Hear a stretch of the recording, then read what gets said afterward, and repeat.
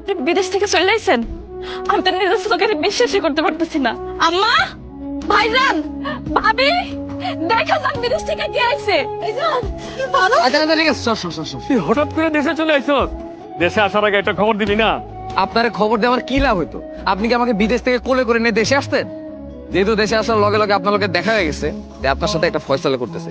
ভাইজান, আপনি আপনার বোরে নিয়ে আলাদা থাকবেন। আমি কি বুঝাইতে চাইতেছি আপনি কি বুঝতে পারছেন? আমি এখন থেকে আপনার খাওয়া দাওয়ার খরচ, জামা কাপড়ের খরচ কোনো খরচাই দিতে পারবো না। আর তাছাড়া ভাইজান দেখেন, আমি অনেকদিন পরে দেশে আসছি, এই বাড়ির সবগুলো রুম আমার লাগবে। আপনি যে ঘরে থাকেন সেই ঘরে আর থাকতে পারবেন। আপনি আপনার ঘরের জিনিসপত্র আর আপনার বউরে নিয়ে এই বাড়ি থেকে বের হয়ে যাবেন। কি হয়েছে আপনার? আপনি তো এরকম আছিলেন না, যে ভাইরা আপনি এত ভালোবাসেন। বিদেশ গিয়া যে ভাইরা আপনি ফোন দিয়া কইলেন, ভাই তোমার কাজকর্ম করতে হইব না, আমি তোমারে দেখবো, আমি তোমার সংসার চালাবো, তুমি আমার ঘরে থাকবা। বিদেশ থেকে আইতে না আইতে সেই বাইরে আপনি বাড়ির থেকে আলাদা করে দিচ্ছেন। টাকা পয়সা হলে যে মানুষের এত পরিবর্তন হয়, সেটা আপনারা না দেখলে আমি বুঝতাম না। বুঝছস না? খুব ভালো কাজ করছিস, এখন চুপ থাক।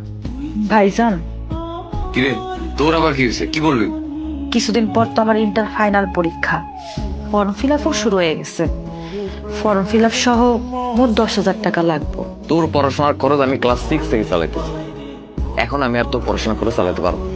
আপনি যদি টুনির পড়াশোনার খরচ না চালান, তাহলে কে চালাইবো? ওর পড়াশোনার খরচ কে চালাইবো সেটা তো আমার জানার দরকার নেই। আমি ওর পড়াশোনার খরচ চালাইতে পারবো না, সেটা আমি ওর জানাই দিলাম। এখন যদি তুমি টাকা না দাও, তাহলে তো আমি পরীক্ষা দিতে পারবো না। পরীক্ষা দেওয়ার কোনো দরকার নেই। এই তুই একটা মায়া মানুষ, তোর পরীক্ষা দেওয়ার কি দরকার? কত তুই পড়ালেখা করলেও স্বামীর বাড়িতে যায় হাড়ি পাতিল মাছ দিয়ে রান্না বান্না করবি, তুই পড়ালেখা না করলেও স্বামীর বাড়িতে যায় তাই করবি। তাই পড়ালেখা না করা ভালো না? কিছু টাকা বাঁচলো। আমি কই কি, তুই পড়ালেখাটা বাদ দিয়ে দে। আমি কটবেলাকে কথা কই, 2-1 দিনের মধ্যে তোর বিয়েটা দিয়ে দেবো। কি কো ভাইজান, তুমি আমার বিয়ে দিয়ে দিবা? তো বিয়ে দেওয়া লাগবো না? তোর কি বয়স কম হয়েছে? হ্যাঁ, তুই জানোস না নারীরা পুরীতে হয়ে যায় পুরী। আরে বাবারে, এইসব পড়াশোনা করতে গেলে তুই পরে যায় দেখবি বিয়ে করার জন্য আর পাত্রই খুঁজে পাইতেছ। তখন সারা জীবন এই বাড়িতে আই বুড়ি হয়ে পড়ে থাকা মানে। থাকুক, আই বুড়া হইয়া আমার মায়ের ঘরের মধ্যে পড়ে থাকুক, এটা নিয়ে তোর এত চিন্তা করার লাগবো না। বিদেশে যাই আছে তোর এত অধঃপতন হয়েছে, আমি ভাবতেই পারতেছি না। এটা আপনি কি করলেন? যে বোন আপনার এত ভালোবাসে, তার মুখের উপর আপনি এতগুলা কথা বলতে পারলেন, তার এইভাবে আপনি আঘাত দিতে পারলেন?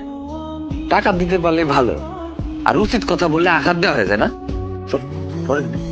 আমার ভাই আমার কত ভালোবাসতো, কত সম্মান দিয়ে কথা কইতো, ওদের চোখের দিকে তাকে কথা কইতো না।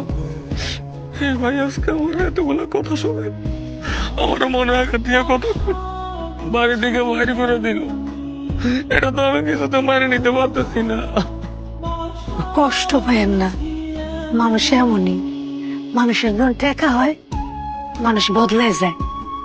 আপনার ভাই বিদেশে যে টাকা কামাইছে, সে বদলাই গেছে। বুঝছি আসলে আমার ছোট ভাইয়ের উপর এত ভরসা করা আমার একদম ঠিক হয় না। আমি যদি আজকে নিজে কিছু করতাম, কোনো কাম কাজ করতাম, তাহলে তো আমার ছোট ভাইয়ের কাছ থেকে আজকে আমার এতগুলো কথা শুনতে হইতো না।